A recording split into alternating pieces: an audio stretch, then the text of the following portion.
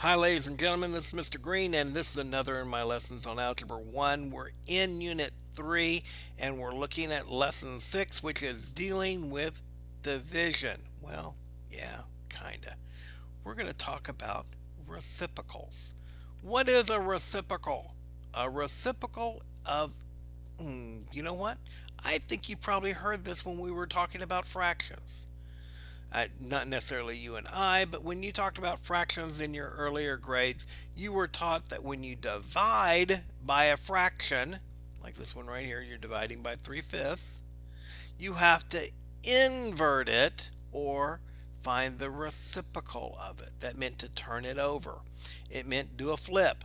So you flipped it over, 3/5 became 5/3, and when you multiplied 5 times 5 is 25, and this is over 1. 1 times 3 is 3. And that's what you always did. You found the reciprocal. Well, that's what you're going to do to divide. It becomes very easy to do that.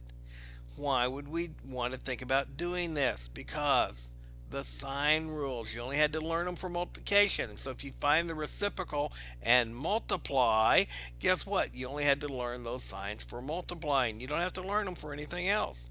It makes a lot of those properties a lot easier if you're dealing with multiplication instead of dealing with division. Okay?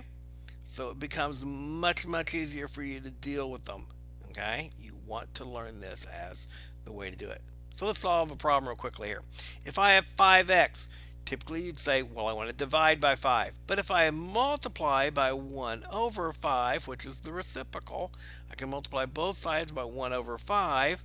Then what I wind up with is, by grouping these together, I wind up with 1 times 5 gives me a 5 over a 5. 5 over 5, that simplifies as 1.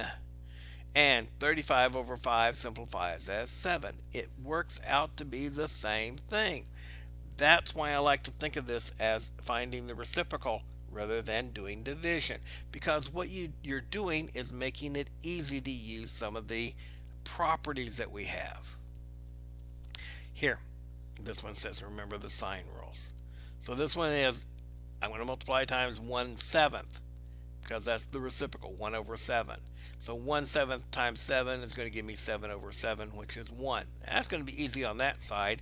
49, negative 49 times 1/7, that's 49 divided by 7, that's 7. But it was negative. So a negative times a positive, negative here, times a positive here. Those two multiplied together gave me a negative, odd number of negative signs. That became my answer.